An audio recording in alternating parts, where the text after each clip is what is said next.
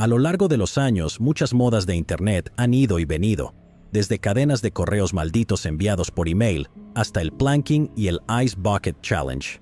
Pocos de estos han tenido una vida más larga que los Pogs, aunque uno que realmente ha resistido la prueba del tiempo es el Rickrolling con la icónica Never Gonna Give You Up de Rick Astley, ahora disponible en YouTube en la impresionante calidad 4K, porque todo es más divertido en alta definición. Otra sensación de Internet que sigue más fuerte que nunca es la del detective de sillón. Personas que intentan resolver crímenes o casos de personas desaparecidas desde la comodidad de su teclado. Para ser justos, no están cortos de historias de éxito, y tal vez sean muchos más que los cubiertos en videos publicados de Top 10s sobre crímenes que se resolvieron gracias a las redes sociales. La existencia de estos detectives también es responsable de tramas entretenidas en programas de procedimientos policiales, como todo el documental de Netflix, Don't Fuck with Cats, No te metas con los gatos. Por lo que pude deducir después de ver toda la serie, el programa trata de dos detectives de Internet que jugaron un papel importante en ayudar a resolver un caso de asesinato, pero que estaban descontentos con la falta de reconocimiento que recibieron y, por lo tanto, decidieron contactar a Netflix para obtener la atención que tan desesperadamente querían. Ignoraremos el hecho de que el programa hizo mucho más por aumentar la celebridad del vil asesino que por ellos mismos, y cuán verdaderamente repugnante y egoísta fue toda la serie, ya que todo lo que el asesino había hecho era para obtener atención y notoriedad, la cual le fue entregada en bandeja. Aún así, al menos podemos consolarnos con el hecho de que el asesino está en una prisión de máxima seguridad. No todos los crímenes investigados por legiones de detectives en línea tienen un final feliz. De hecho, algunos ni siquiera tienen un final, como el caso de la desaparición de Maura Murray, a menudo referida como el primer misterio criminal de la era de las redes sociales. ¿Quién es Maura Murray? Resulta que esa es una pregunta mucho más complicada de lo que parece a simple vista. Antes de entrar en los detalles de su vida, quiero dejar en claro que nada de lo que se diga aquí es un intento de difamación. Es muy posible que Maura sea una víctima, y no quiero desviar la atención de eso. Aún así, es importante tener una imagen lo más clara posible de ella y su estado mental antes de la desaparición. Perdón por ponerme tan serio, intentaré que mi próximo apartado sea más cómico como de costumbre. Maura nació el 4 de mayo de 1982. Ella nació en Hanson, Massachusetts, de sus padres Fred y Lori. Tenía un hermano mayor, Fred Jr., dos hermanas, Kathleen y Julie, y un hermano menor, Kurt. Por si no estaba claro, era de una familia católica irlandesa. Sus padres se divorciaron cuando tenía 6 años, y Maura vivía principalmente con su madre. Pero su padre seguía siendo una parte importante de su vida, incluso en ocasiones como su entrenador de atletismo. Ella y su hermana Julie eran grandes amigas, pero también eran muy competitivas entre sí cuando se trataba de deportes. Maura se destacó tanto en lo académico como en lo atlético, y aparentemente tenía varias opciones de universidades. Cuando recibió su aceptación en la Academia Militar de los Estados Unidos en West Point, Nueva York, fue una elección fácil para ella, especialmente porque Julie ya estaba cursando su primer año allí. West Point es una academia bastante importante y muy competitiva, que acepta a menos del 10% de los solicitantes y ofrece una educación gratuita de primer nivel, alojamiento, comida, libros, atención médica y dental, así como un estipendio mensual para otros gastos. ¿Cómo puede una escuela en los Estados Unidos ofrecer un trato tan increíble? Te estarás preguntando. Fácil, porque no eres un estudiante, eres un cadete, eres un miembro del ejército de los Estados Unidos, pero aún así es una muy buena escuela. Según todos los informes, Maura era la chica perfecta, la típica All-American Girl. Comenzó una licenciatura en Ingeniería Química en West Point, pero se retiró después de 3 semestres. Un día, cuando los estudiantes estaban en un viaje a Fort Knox, Maura fue sorprendida robando maquillaje del comisariato. Esto fue descrito como un comportamiento fuera de lo común para Maura, pero era la 7ª vez que la llevaban ante el comité disciplinario en 2001. Esta vez, había suficiente evidencia para que Maura fuera llevada ante la Junta Consultiva de Cadetes, y en enero del 2002 se anunció la decisión de que se vería obligada a retirarse. Si expulsar a una estudiante por robar unos cuantos dólares en corrector de ojeras parece un poco duro, recuerda que estos son cadetes del Ejército de los Estados Unidos y se les exige un código ético extremadamente estricto. Maura se transfirió a la Universidad de Massachusetts, Amherst, para estudiar enfermería. Maura se mantuvo ocupada en su primer semestre. Además de los requisitos del programa de enfermería, tomó 2 trabajos de medio tiempo, pudo hacer amigos rápidamente y también tenía una relación a distancia con un muchacho llamado Billy, otro cadete de West Point con quien había comenzado a salir mientras asistía a la escuela. Una vez más, Maura parecía ser una estudiante dedicada y trabajadora, pero no pasó mucho tiempo antes de que las cosas tomaran un giro para peor. En noviembre del 2003, uno de los residentes del dormitorio de Maura notó varios cargos inexplicables en su tarjeta de crédito, provenientes de restaurantes locales. Ella contactó a la policía, quienes a su vez contactaron al restaurante. La próxima vez que se hizo un pedido a Pinocchio's Pizza, usando la tarjeta de crédito, la policía siguió al repartidor hasta la puerta de Maura. Después de que ella firmó el recibo, la policía entró para arrestarla. Posteriormente, admitió que había encontrado el número de la tarjeta de crédito en un recibo en el baño y lo usó para comprar comida. Eso suena absolutamente loco hoy en día, pero en 2003, técnicamente, esto era posible. En 2002, se aprobó una legislación federal que limitaba el número de dígitos en un recibo impreso a los últimos 5 del número de la tarjeta de crédito, pero las empresas tenían hasta enero del 2004 para cumplir con esta norma. Lo más sorprendente de este arresto fue la foto policial de Maura. Obviamente, nadie luce bien o feliz en una foto policial, pero la foto de Maura era más que eso. En todas las demás fotos que puedo encontrar de ella, aparece feliz y sonriente, luciendo como una persona alegre y normal. Si no hubiera pruebas de que esta foto policial era de ella, honestamente no la habría reconocido como la misma persona. Parece que está lista para estrangular a alguien. No me refiero solo a que luce infeliz, lo cual es de esperarse en alguien que acaba de ser atrapado cometiendo fraude con tarjetas de crédito. Ella luce directamente amenazante. No estoy insinuando que Maura fuera realmente peligrosa de ninguna manera, pero esa foto parece sugerir un lado más oscuro de su psique de lo que la gente normalmente veía. Podrías estar pensando que el fraude con tarjetas de crédito y el robo de identidad son crímenes serios y estarías en lo correcto. Pero hay algo que no estás tomando en cuenta, y es el hecho de que la perpetradora era una chica blanca y atractiva. Además, el total de los cargos en la tarjeta de crédito fue menor a $250. En diciembre del 2003, a Maura se le ordenó devolver el dinero robado y se le otorgó una continuación, y se le dijo que los cargos serían retirados si se mantenía fuera de problemas durante 3 meses. Pero, ¿sería capaz la chica que no pudo resistir el intento de robar en Fort Knox de negar sus impulsos poco saludables hasta marzo? Maura estaba programada para un turno nocturno en la mesa de seguridad de uno de sus dormitorios el jueves, 4 de mayo del 2004, hasta la mañana del viernes. Fue una noche tranquila, excepto por algunas llamadas personales que Maura hizo en su celular. Una a su hermana mayor Kathleen y otra a su novio Billy. A las 12:40 de la mañana del viernes, Maura recibió una llamada que fue rastreada hasta un teléfono del campus. Alrededor de la 1 de la mañana, sus compañeros de trabajo la vieron llorando desconsoladamente. Llamaron al supervisor y, para cuando Maura dejó de llorar, estaba mirando fijamente, completamente inerte. Cuando le preguntaron qué pasaba, lo único que pudo hacer fue señalar su teléfono y decir, «Mi hermana». Su supervisor se ofreció a hacerle compañía, pero Maura dijo que estaría bien y que solo quería estar sola, y que su compañera de cuarto estaba en allí de todos modos. Ella no tenía compañera de cuarto. El contenido de la llamada telefónica con Kathleen no se conoció hasta octubre del 2017. Kathleen había estado en un centro de rehabilitación por abuso de alcohol y drogas y había sido dada de alta ese día.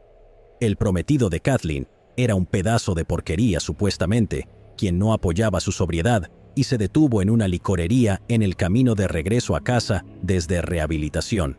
Kathleen le dijo a Maura que había recaído en el alcohol y las pastillas. Billy nunca dijo de qué se trató su llamada telefónica con Maura, pero la llamada duró solo 7 minutos. Hasta el día de hoy, nadie sabe quién hizo la llamada desde el teléfono del campus ni de qué se trató. Pero hay algunas especulaciones verdaderamente oscuras sobre esa noche que abordaremos más adelante. Hubo una gran tormenta de nieve y las clases fueron canceladas en la universidad ese viernes. Realmente no hay información sobre lo que hizo Maura el viernes, pero Amherst es una ciudad universitaria en medio de la nada.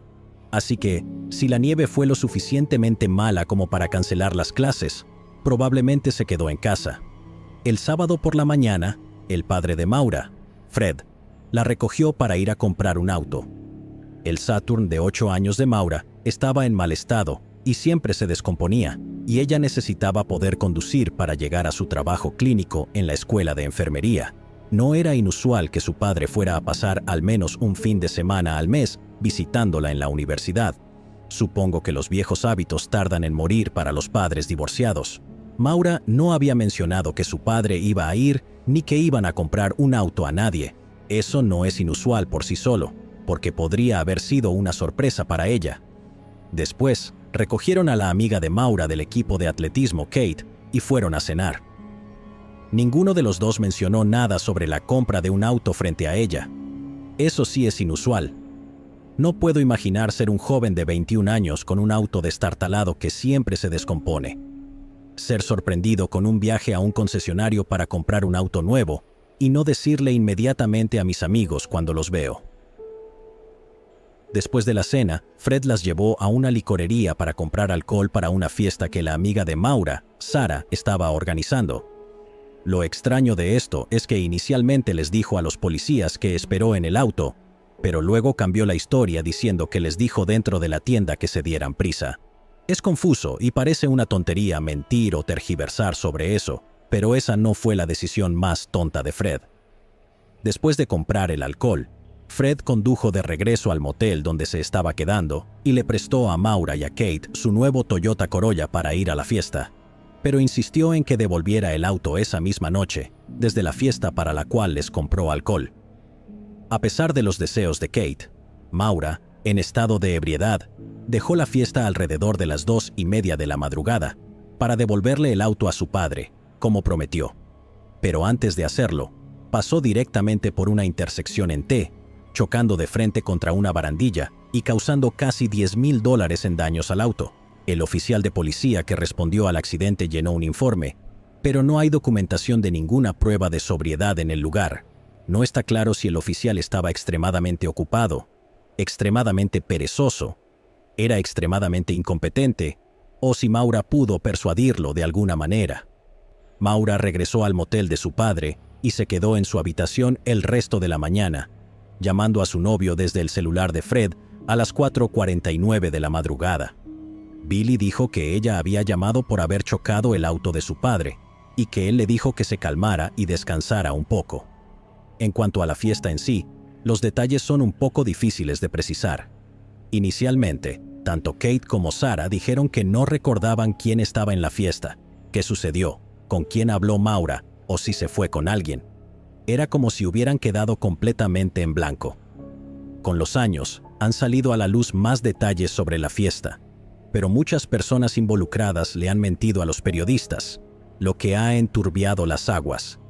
Las principales conclusiones de la fiesta parecen ser que Maura llevó a un muchacho de la fiesta a su habitación y que la policía descartó a esa persona como sospechosa. A la gente le encanta obsesionarse con la fiesta, especialmente porque estuvo envuelta en tanto misterio durante años. Pero dado que realmente no es asunto nuestro con quién eligió dormir Maura, probablemente deberíamos dejarlo pasar. Hay una razón perfectamente comprensible por la cual sus amigos podrían haber sido tan reservados al revelar detalles de la fiesta, que no los implica en nada turbio, pero llegaremos a eso más adelante. El domingo por la mañana, Fred por fin se enteró del daño a su auto nuevo. Resulta que estuvo bastante tranquilo al respecto. Fred alquiló un auto para poder conducir de regreso a Connecticut y trabajar al día siguiente. A las 11:30 de esa noche, llamó a Maura para recordarle que obtuviera los formularios de accidente del RMV, Departamento de Vehículos Motorizados, por sus siglas en inglés, y acordaron llenar los formularios juntos la noche siguiente por teléfono. Las acciones de Maura el lunes 9 de febrero del 2004 fueron, por decirlo menos, peculiares. Poco después de la medianoche, aproximadamente una hora después de hablar con su padre, Maura buscó en MapQuest direcciones a los Berkshires y a Burlington, Vermont. Su historial de búsqueda mostró varias consultas relacionadas con el embarazo, incluyendo Duramorph, morfina, anestesia epidural, Phenergan y contracciones de Braxton Hicks. Un profesor afirmó, años más tarde, que esto había sido una tarea en una de sus clases de enfermería: buscar términos relacionados con el embarazo y luego enviarlos por correo electrónico a sus compañeros. Sería conveniente y tendría sentido, pero no hay evidencia en su computadora de esos correos electrónicos que sepamos. Y había otros 2 elementos específicos en la lista que hacen cuestionar esto.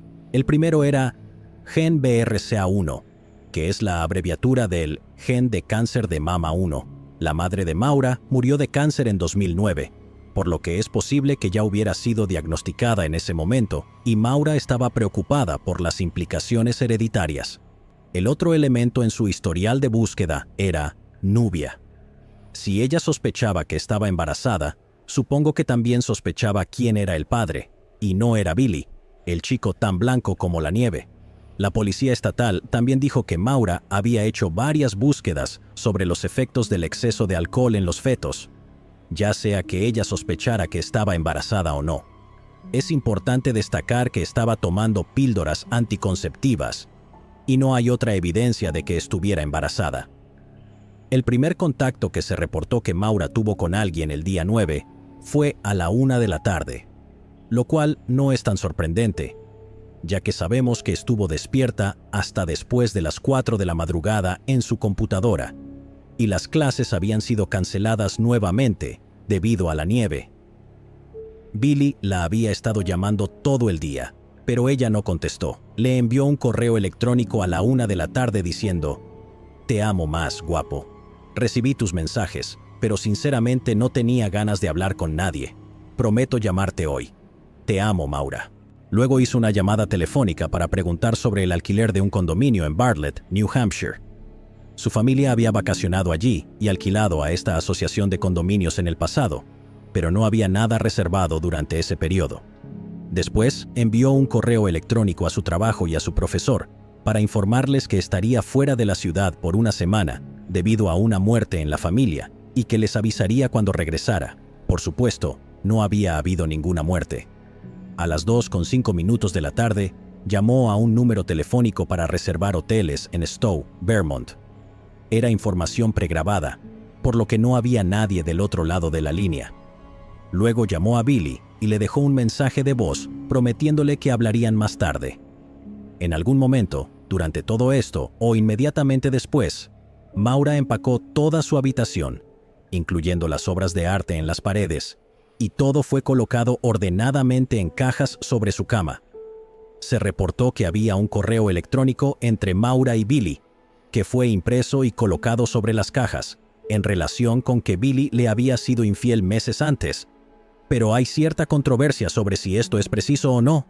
El principal punto de discusión parece ser que el examen forense original de la habitación y la laptop de Maura fue realizado por la policía de la universidad, quienes fueron considerados no calificados para hacer los juicios que hicieron. No estoy de acuerdo con esto, porque la policía de la universidad son policías. No son como la seguridad del campus, que es todo o en su mayoría estudiantes. La policía del campus son oficiales juramentados con jurisdicción en el campus escolar y en algunas áreas circundantes. Quizás se apresuraron demasiado al afirmar que Maura estaba embarazada, especialmente considerando que era una estudiante de enfermería, pero creo que están más que calificados para decir lo que dice un pedazo de papel. Aproximadamente a las 3:30 de la tarde, Maura salió del campus en su Saturn con artículos de tocador, libros de texto, ropa y sus pastillas anticonceptivas. A las 3:40, retiró $280 de un cajero automático y la cámara del cajero mostró que estaba sola y no parecía estar en pánico ni estresada. Fue a una licorería cercana y gastó unos $40 en crema irlandesa, Kahlúa, vodka y vino en caja. No está claro de qué huía o a dónde se dirigía, pero una cosa era segura. Tenía la intención de estar tan ebria como fuera posible. En algún momento, recogió los formularios del informe del accidente en el RMV que prometió completar por teléfono esa noche con su padre. Entre las 4 de la tarde y las 5 de la tarde, comenzó su viaje hacia el norte. Su destino final, si es que lo había decidido, sigue siendo un misterio. A las 4:37, revisó su buzón de voz, y ese fue el último uso registrado de su celular. En Woodsville, New Hampshire, un poco después de las 7 de la noche, una residente escuchó un golpe fuerte afuera. Miró por la ventana y vio un auto contra un banco de nieve a lo largo de la ruta 112. El auto estaba volteado. A las 7:27 de la noche, llamó al departamento del sheriff para reportar el accidente. Las carreteras seguían estando muy mal debido a las recientes tormentas de nieve, y la carretera por la que estaba conduciendo era particularmente traicionera, con numerosas curvas pronunciadas. En algún momento, parece que perdió el control del auto, se deslizó fuera de la carretera y chocó contra un árbol. Cuando el auto dejó de moverse, estaba en la dirección equivocada en la carretera. El parabrisas estaba agrietado y ambas bolsas de aire se habían desplegado, pero en general el impacto no parece haber sido tan grave. Otro residente local, Butch Atwood, estaba conduciendo un autobús escolar de regreso a casa cuando se encontró con el accidente alrededor de las 7:30. Le preguntó a Maura si quería que llamara por ayuda, pero ella le pidió que no lo hiciera y le dijo que ya había llamado a la ATAA. Un informe policial usó el término suplicó en lugar de pidió en relación con el relato de Butch. Él sabía que ella estaba mintiendo porque esa era una zona montañosa y remota a principios del 2004, por lo que por supuesto no había señal de teléfono celular. De hecho, la AAA no tenía registro de tal llamada. Butch llamó al departamento del sheriff cuando llegó a su casa a las 7:43 para reportar el accidente, aunque ya no podía ver a Maura ni al auto desde su casa. Más tarde, Butch expresó que no le sorprendía que ella no aceptara su ayuda, porque él era un desconocido sin afeitar, de 1.83 metros de altura y 136 kilos, que se acercó a esta chica en un autobús escolar. A las 7:46 de la tarde, un oficial de policía de Haverhill llegó al lugar, pero Maura ya no estaba. Dentro del auto había una tarjeta de la AA, los formularios de reporte de accidente en blanco, guantes, CDs, maquillaje, joyería de diamantes, direcciones de manejo a Burlington, Vermont, su peluche favorito, un libro sobre escalar las montañas blancas titulado Not Without Peril, no exento de peligro, y la caja dañada de vino tinto. Había manchas rojas en el exterior del auto, incluyendo en el techo, que se creía que eran de vino. La caja de vino parecía haber sido abierta antes del accidente, y había una botella de cerveza vacía en el auto. Butch reportó que Maura parecía estar ebria y murmurando. Lo que faltaba en el auto eran las tarjetas de débito y crédito de Maura, su celular y las botellas de licor que había comprado. Ninguno de estos objetos fue encontrado o utilizado de nuevo, al menos no los que podían rastrearse. Estoy seguro de que el vodka fue bien aprovechado. El oficial de policía y Butch condujeron por la zona buscando a Maura, pero no encontraron nada. Hubo un supuesto avistamiento de alguien que coincidía con la descripción de Maura caminando por la ruta 112, a unos 4 kilómetros al este de donde ocurrió el accidente. Desafortunadamente, el reporte no llegó sino hasta 3 meses después, cuando el contratista que supuestamente la vio estaba renovando sus registros y se dio cuenta de que la noche en que vio a la joven en la carretera fue la noche de la desaparición de Maura. Esa noche, la policía no emitió ningún tipo de reporte de persona desaparecida. Operaban bajo la suposición de que era una conductora ebria que había huido de la escena del crimen y que volvería una vez que estuviera sobria. Este es un caso sorprendentemente común en los casos de conducción bajo los efectos del alcohol, porque conducir en estado de ebriedad es un crimen mucho más grave que huir de la escena de un accidente. Es difícil culpar a la policía por esta decisión. Vieron un auto chocado con contenedores de licor derramados y vacíos, objetos de valor dejados dentro del auto y un testigo que decía que la conductora parecía intoxicada. Como dicen en la ciencia, cuando escuchas cascos, piensa en caballos, no en cebras. Alrededor de las 12:30 de la tarde del día siguiente, la policía emitió una alerta de búsqueda para Maura Murray. Se reportó que llevaba un abrigo oscuro, jeans y una mochila negra. Esto fue un poco tarde para mi gusto, pero entiendo que querían darle la oportunidad de recuperarse en caso de que hubiera estado tratando de evitar una acusación por conducir bajo la influencia del alcohol. A las 3:20 de la tarde, la policía llamó a Fred Murray para informarle que su auto había sido abandonado. He visto algunas teorías conspirativas locas sobre la policía involucrada en la desaparición de Maura, basadas en el hecho de que emitieron una alerta a pesar de que nunca la vieron en el auto, y que el auto estaba registrado a nombre de Fred. Y me gustaría desmentir esas teorías ahora. Butch vio que la conductora era una mujer, había maquillaje y joyas en el auto, y había una tarjeta de AAA con su nombre en ella. A quienes propusieron esa teoría, les sugiero que abandonen su carrera como detectives aficionados. De todos modos, Fred estaba ocupado con asuntos laborales y no recibió la llamada. Así que, alrededor de las 5 de la tarde, una de sus otras hijas se puso en contacto con él para informarle de la situación. Inmediatamente contactó al departamento de policía de Haverhill y se le informó que, si no se reportaba que estaba a salvo para la mañana siguiente, el Departamento de Pesca y Caza de New Hampshire comenzaría la búsqueda. A las 5:17 de la tarde del martes 10 de febrero, casi 24 horas después del accidente, los oficiales de policía de Haverhill se refirieron a Maura como desaparecida por primera vez. Fred Murray llegó a Haverhill antes del amanecer del día siguiente. A las 8 de la mañana, los Murray, el Departamento de Pesca y Caza de New Hampshire y otros se unieron a la búsqueda. Un perro policía siguió el rastro a partir del guante de Maura a aproximadamente 100 metros del auto y luego perdió el rastro. La policía cree que esto significaba que ella se subió a otro vehículo. Ellos pensaron que había llegado a la zona para escapar o suicidarse, y hacer autostop le habría ayudado a llegar a su destino. A las 5 de la tarde de esa noche, Billy y sus padres llegaron a Haverhill, y Billy apagó su teléfono celular durante el vuelo, porque eso era lo que hacíamos antes de que existiera el modo avión. Durante este tiempo, recibió un mensaje de voz. Al escuchar el mensaje de voz, Billy oyó una respiración suave, llanto, un sollozo y resoplidos. Llamó de nuevo al número y descubrió que provenía de una tarjeta telefónica prepagada. Estaba seguro de que esa llamada era de Maura, ya que ella había usado esas tarjetas con frecuencia en el pasado por varias razones. Hubo varias búsquedas más, pero no surgió mucho de ellas.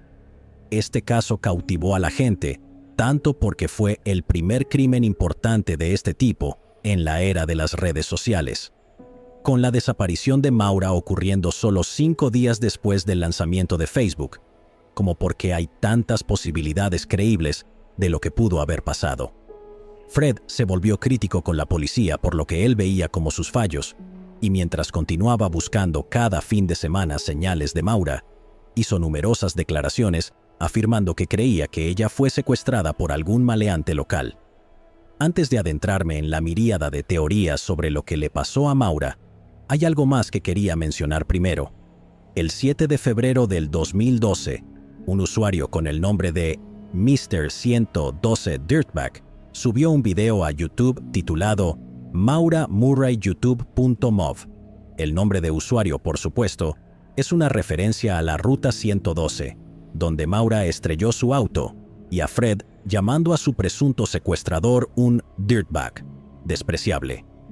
Este video dura 15 segundos y muestra un pase de esquí comprado en el Bretton Woods Mountain Resort, ubicado a 64 kilómetros de donde Maura desapareció. 2 días después, el 9 de febrero, el 8º aniversario de su desaparición, 112 Dirtbag subió un segundo video titulado Happy Anniversary, Feliz Aniversario. El video muestra un primer plano de un hombre calvo y mayor con gafas, riendo hacia la cámara. A medida que avanza el video, él ríe más fuerte con un tono maníaco. Después de 52 segundos de eso, deja de reír abruptamente, guiña un ojo a la cámara y luego sonríe mientras el video se desvanece y es reemplazado con las palabras Feliz Aniversario en pantalla. El tercero de estos videos se tituló Sin esperanza para aspirantes mentales y es básicamente 4 minutos del tipo que poseía el canal tocando un sintetizador.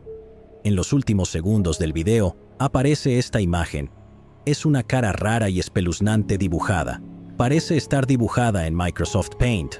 A la izquierda hay un tipo de polígono en forma de Z, con bordes afilados y los números 1, 5, 27 y 8 alrededor. El ojo derecho guiña momentáneamente y luego el video termina. La imagen está destinada a corresponder con el mapa del resort de Bretton Woods. Los primeros y terceros videos fueron eliminados por el 112 Dirtbag después de un día, y su canal entero al día de hoy ha sido eliminado. La especulación se desató de inmediato. La gente creía que este era el asesino revelando la ubicación del cuerpo. Por supuesto, ese no es el caso. La policía identificó al hombre en los videos y lo descartaron como sospechoso. Ni siquiera voy a escribir su nombre porque es un enfermo buscando atención o un lunático absoluto buscando atención. Y basándome en su otra actividad en línea, definitivamente parece ser lo último. Todo esto fue solo una farsa para provocar a la familia y llamar la atención, porque, bueno, lunáticos. Sin embargo, sí creó un aumento en la atención del caso de Maura, lo cual es potencialmente algo bueno, ya que aún es en investigación abierta. Así que es bueno mantener el caso en la mente del público, en caso de que alguien vea o encuentre algo, aunque no es la manera correcta de hacerlo. Aún así, dado el impacto que tuvo en su momento, pensé que valía la pena mencionarlo.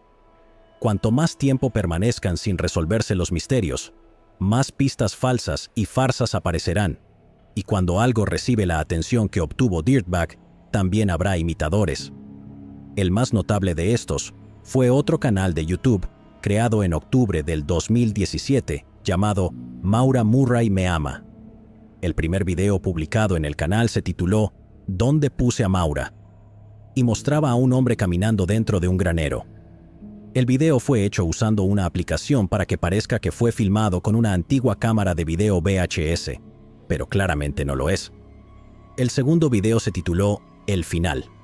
El video comienza con las palabras «Fuiste demasiado lenta». Luego muestra un mapa dibujado por un niño de 3 años usando Paint para indicar dónde se encontraba supuestamente el cuerpo. El mapa es lo suficientemente claro para ser entendido, pero lo suficientemente vago para ser inútil. Era el equivalente a clavar un pulgar en el globo terráqueo y decir, aquí enterré el cuerpo.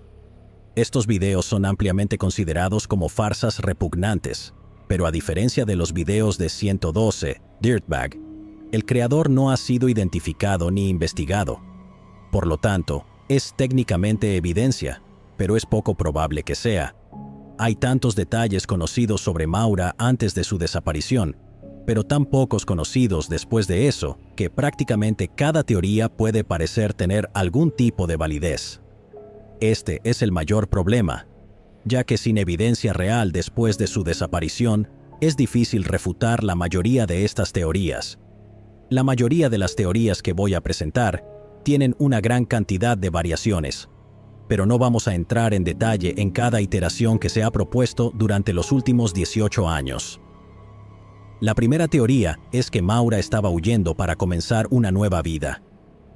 Algunas personas proponen que el supuesto embarazo podría haber sido un factor desencadenante, pero no hay nada sustancial que lleve a creer que ella estaba, o que incluso pensaba que estaba embarazada. Considerando que llevó sus pastillas anticonceptivas en el viaje, parece altamente improbable. Aún así, podría haber estado tratando de empezar de nuevo. Como discutimos, Maura había estado incurriendo en comportamientos cada vez más arriesgados e impulsivos. Además de sus robos en tiendas y robo de identidad, también estaba enfrentando cargos por conducir bajo la influencia, un cargo que impediría que su caso anterior fuera desestimado. Ya fuera por suerte o por desesperación, logró evitar una prueba de sobriedad en el momento, pero no estaba necesariamente fuera de peligro. También hubo otros comportamientos impulsivos. Se informó que había estado involucrada en una relación con el asistente del entrenador del equipo de atletismo, y se rumoraba que había tenido relaciones con varios otros miembros del equipo de atletismo, así como potencialmente con otros, como el tipo en la fiesta del viernes antes de su desaparición. Como dije, con quién durmió no es realmente de nuestra incumbencia, excepto que se creía que no era propio de ella. Esto llevó a muchos a creer que podría haber estado experimentando los primeros síntomas de un trastorno bipolar en desarrollo y que los episodios maníacos estaban causando sus comportamientos riesgosos. Si esto fuera cierto, nunca fue diagnosticado, pero estaba en la edad correcta para que se manifestara.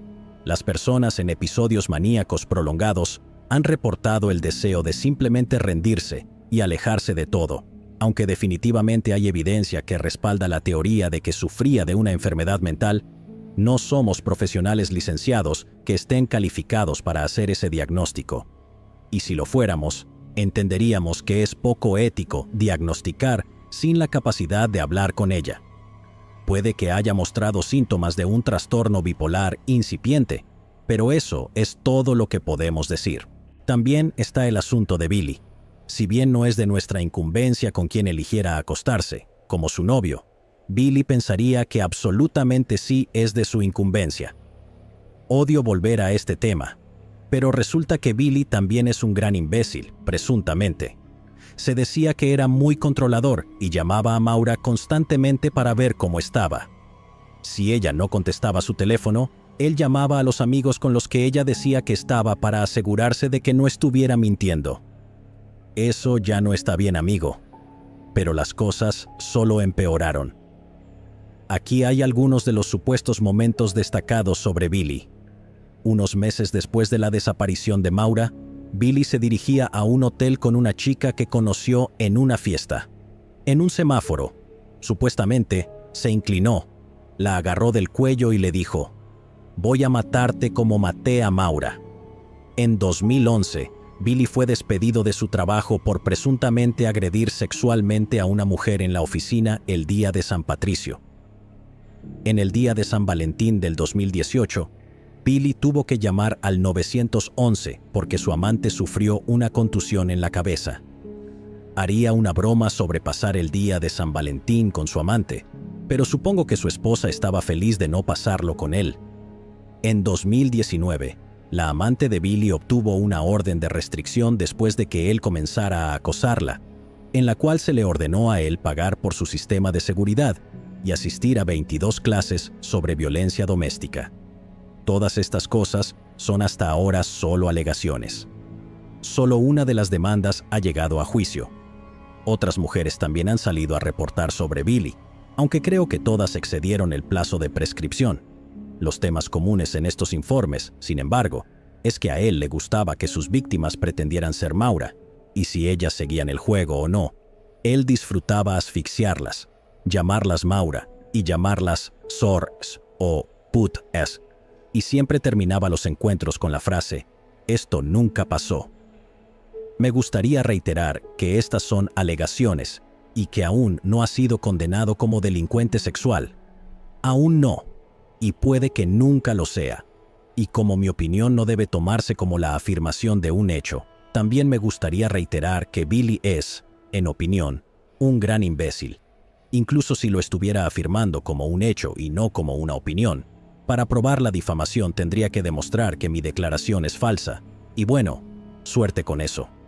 Tomando en consideración todas estas supuestas acusaciones y la opinión personal de un narrador, no sería una sorpresa si Maura hubiera querido escapar. El entrenador con quien había estado teniendo una relación también afirmó que ella le confió que quería huir y comenzar una nueva vida, y que la naturaleza controladora de Billy era una de las razones. Todo esto habla de su motivación, pero la teoría es que lo logró. Algunas versiones de esta teoría sostienen que lo hizo sola, y otras afirman que fue ayudada por su padre. Esto fue respaldado en un principio por una serie de supuestos avistamientos de Maura en Vermont y Canadá, aunque creo que la mayoría, si no todos, han sido desacreditados. Las sugerencias sobre cómo escapó, especialmente cómo logró desaparecer por completo en un lapso de tiempo tan corto antes de que llegara la policía, y a pesar de que dos vecinos miraban por sus ventanas, varían mucho. Lo que nos lleva a la siguiente teoría: el conductor en tándem. Esta teoría sostiene que había alguien que conducía con ella hacia su destino en un vehículo separado, ya sea que se estuvieran quedando atrás y llegaran al accidente, o que estuvieran por delante y dieran la vuelta al ver que ella ya no los seguía. Esta teoría tiene varias variaciones también: un amigo que la ayudaba a escapar a una nueva vida, alguien con quien estaba planeando una escapada romántica, o eran varias personas y todos iban a emborracharse y festejar durante unos días. Sin importar la variación, todas tienen una cosa en común: realmente no hay evidencia que sugiera esto. Aparte de la extraña situación de llevar dos autos por alguna razón, no es una buena explicación de cómo desapareció sin ser vista. Quienquiera que estuviera conduciendo con ella tuvo que haber estado lo suficientemente lejos como para no llegar al accidente, sino hasta varios minutos después de que el conductor del autobús ya se hubiera detenido junto a Maura y se hubiera ido. Pero no tan lejos como para que la policía llegara primero. Y considerando que Maura había impreso dos juegos diferentes de direcciones de MapQuest, nuevamente, esto era en 2004, indicaba que al menos ella no sabía cómo llegar a su destino. Sería lógico pensar que ella seguiría al otro auto, o que el otro auto la seguiría a ella y a sus direcciones. En cualquier caso, parece poco probable que se hayan separado por una distancia lo suficientemente larga para que el accidente y el encuentro con Butch ocurrieran. Además, si Maura estaba conduciendo con otro auto en un viaje tan largo, es difícil creer que no hubiera habido llamadas telefónicas entre los dos. El accidente ocurrió aproximadamente a las 3 horas de viaje. Si fuera yo, no habría llegado tan lejos sin llamar al otro auto para averiguar dónde detenernos para hacer una parada para ir al baño o comer algo. Esta teoría realmente solo explicaría cómo desapareció de la escena del accidente, y ni siquiera lo explica muy bien. Hay algunos que piensan que Butch, el conductor del autobús que llegó al accidente, lo hizo. Secuestró a Maura en su autobús escolar, la llevó a su casa, donde estaba su esposa, y luego llamó a la policía, y pasó la noche buscándola mientras ella estaba en su casa, ya sea muerta o atada en el autobús escolar en su entrada, a 91 metros de la escena del crimen. Con su esposa todavía en casa, esa sería una estrategia audaz. Otra posibilidad es que después de que Butch se fuera, Maura fuera secuestrada por un extraño que pasaba por ahí. Hay un par de maneras en las que esto podría haber ocurrido. Cuando llevaron a los perros policía, y habiéndoles dado el olor de sus guantes, siguieron el rastro a 91 metros del auto antes de perder el rastro, a 91 metros en la dirección opuesta a la casa de Butch. Alguien o algunos en un auto que pasaba podrían haberla secuestrado, o ella podría haberse subido al auto voluntariamente. Había solo una ventana de 7 minutos, y el que lo habría hecho tendría que haber sido alguien extremadamente optimista, o alguien que la había estado siguiendo, posiblemente después de que ella se detuviera en algún lugar cercano para hacer una parada en el baño. Butch notó que ya no podía ver el accidente desde su casa cuando llamó a la policía, pero que varios autos pasaron por la carretera. Algo que hace esto un poco más creíble es la posibilidad de que, después de rechazar la ayuda de Butch, Maura se dio cuenta de que la policía estaría allí pronto, ya sea porque sospechaba que él iba a ignorar su petición de no llamar a los policías, y lo haría de todos modos, o porque se dio cuenta de que uno de los otros residentes del área ya podría haberlo hecho. También podría haber querido irse para escapar de una posible citación por manejar ebria, y simplemente quería subirse a un vehículo que no fuera un autobús escolar, conducido por un hombre de cientos de 130 kilos. Uno de los principales argumentos usados para refutar esta teoría es la ventana de tiempo ajustada. ¿Y cuán extremadamente coincidente habría sido que un asesino pasara por allí, se subiera a su auto y desapareciera, especialmente si ella fue secuestrada por la fuerza? Esto ignora el hecho de que tal acto podría haber sido completamente premeditado. No estoy afirmando que alguien había conspirado para secuestrar a Maura específicamente, solo que planeaban secuestrar a alguien. La carretera era notoriamente peligrosa y acababa de haber una tormenta importante, haciéndola aún más traicionera. Todo lo que el asesino tendría que hacer es esconderse en algún lugar cercano y esperar. Si esto ocurrió, el secuestro fue limpio, como el de un asesino en serie experimentado. Con eso en mente, 5 semanas después, en Montgomery, Vermont, a menos de 144 kilómetros de distancia, Brianna Maitland, de 17 años, desapareció en circunstancias casi idénticas. Se encontró un auto estrellado al costado de la carretera y nunca se encontró rastro de Brianna. La policía desestimó de inmediato la idea de un asesino en serie y consideró que los incidentes no estaban relacionados. Aunque no hay evidencia firme de un asesino en serie, incluso si Maura está muerta o simplemente desapareciera por su cuenta, en enero del 2022 se le agregó al perfil de criminales violentos del FBI.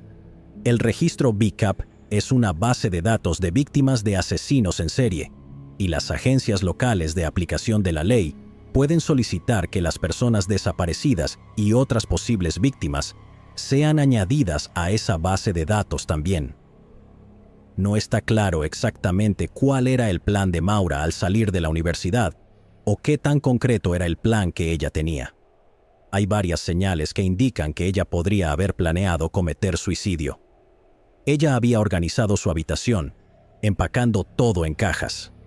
Se había asegurado de devolver una bata de laboratorio prestada a un compañero estudiante, aunque insistió en que no era necesario. El poner en orden asuntos personales de esa manera es consistente con las personas que tienen la intención de suicidarse. Sus posibles destinos eran lugares de confort para ella, como los condominios donde su familia solía vacacionar, o las montañas blancas donde ella y su padre habían hecho senderismo. Estos son los tipos de destinos que alguien elegiría para esa ocasión. Junto con los otros artículos que mencioné que estaban dentro de su carro, también había una botella de pastillas para dormir, presuntamente de tipo Tylenol PM.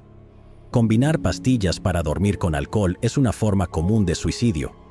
Me encantaría conocer números más concretos sobre qué tan común es, pero Google ha decidido anticiparse a todas mis búsquedas sobre el tema al decirme que hay ayuda disponible y dándome el número de la Línea Nacional de Prevención del Suicidio.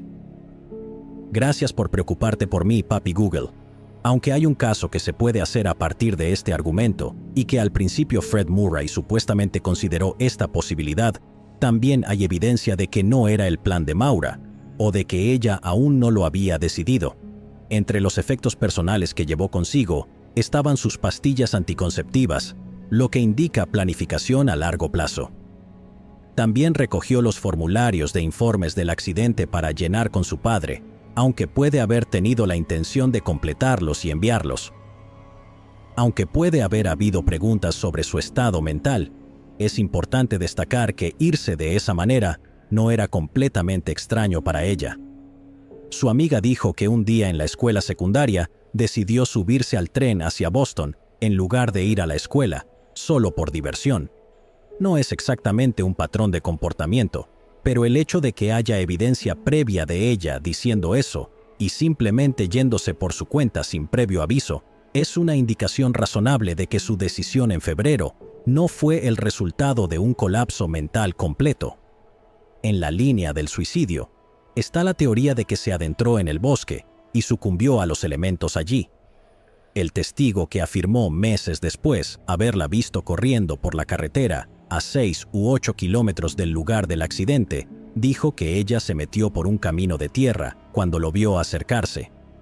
Es posible que ella se haya escapado, se haya perdido y haya muerto por exposición, pero dada la frecuencia y la exhaustividad con que se buscó en el área, es poco probable que sus restos no hayan sido encontrados.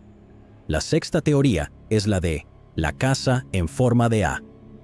A nivel personal, realmente odio el nombre de esta teoría. Se llama la casa en forma de A porque el techo de la casa tiene un techo inclinado que se asemeja a la letra A. Sobre la teoría en sí, la casa en particular estaba a unos 800 metros del lugar del accidente y era el hogar de Claude Moulton, de 38 años, y su novia de 4 años. En 2004, Fred Murray recibió un cuchillo por correo de parte del hermano de Claude, Larry. Claude y su novia habían estado actuando de manera extraña después de la desaparición de Maura, y Larry creía que el cuchillo manchado de sangre que encontró en la caja de armas de Claude se usó para matarla. La policía inicialmente rechazó el cuchillo cuando Fred se lo ofreció como evidencia, pero más tarde lo aceptaron. Los miembros de la familia afirmaron que Larry tenía un historial de consumo de drogas y fabricó la historia para tratar de obtener el dinero de recompensa. Aún así, unos días después de que Fred recibió el cuchillo, Claude desmanteló su carro y había rechazado permitir que la policía registrara su propiedad.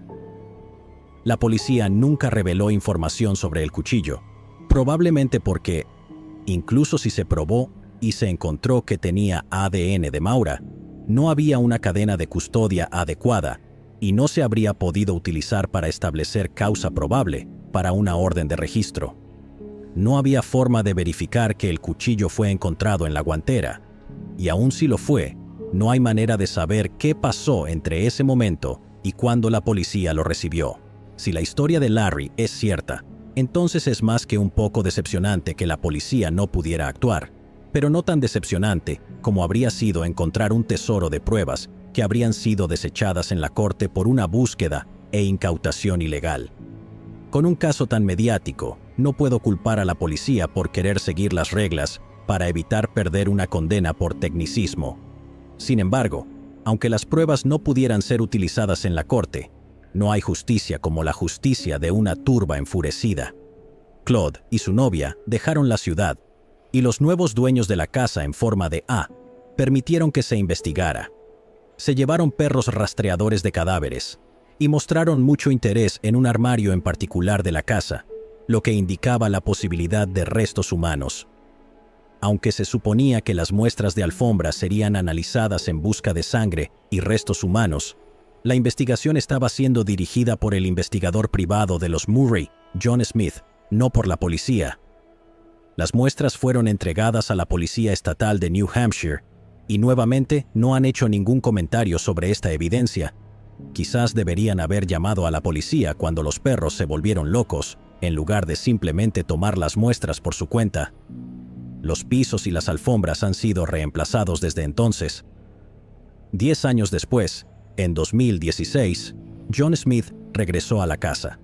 La casa estaba ahora abandonada, así que subieron al armario de nuevo y tomaron astillas de madera para analizarlas. Esta vez fueron analizadas de forma privada en lugar de ser entregadas a la policía. Las astillas de madera del armario dieron positivo para sangre humana. Había 2 conjuntos de ADN, uno masculino y otro no identificable, lo que significa que no se puede descartar que sea sangre de Maura. Desafortunadamente, salvo avances significativos en la tecnología, eso es todo lo que se puede determinar a partir de las muestras degradadas. A lo largo de la investigación y narración de esto, no tenía ninguna agenda ni teoría que quisiera proponer. Mi objetivo siempre es presentar los hechos. Aún así, si estamos en la misma página de que es la teoría más probable, asegúrate de dejar tus comentarios para hacérmelo saber. El viernes 6 de febrero del 2004, aproximadamente a las 2:15 de la madrugada, el estudiante de la Universidad de Massachusetts, Petrit Bassi, fue atropellado por un carro a pocos minutos del campus en un accidente de atropello y fuga. Estuvo en coma durante un mes.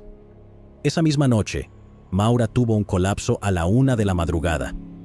Ya había una base sólida para que Maura quisiera escapar, pero hay quienes creen que Maura fue quien atropelló a Bassi.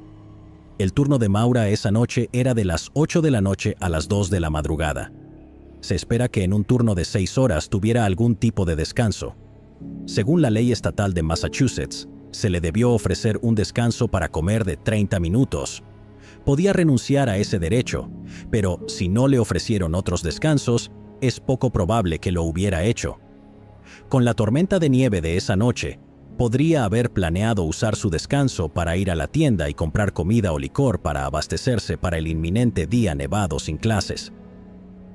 Si tomó su descanso a la medianoche, un momento muy lógico para hacerlo en un turno de 8 de la noche a 2 de la madrugada, y el estacionamiento donde estaba su carro estaba a 14 minutos caminando, y teniendo en cuenta que Maura era una atleta contra el reloj, si hubiera corrido o trotado hasta su auto, podría haberlo hecho fácilmente en la mitad de ese tiempo.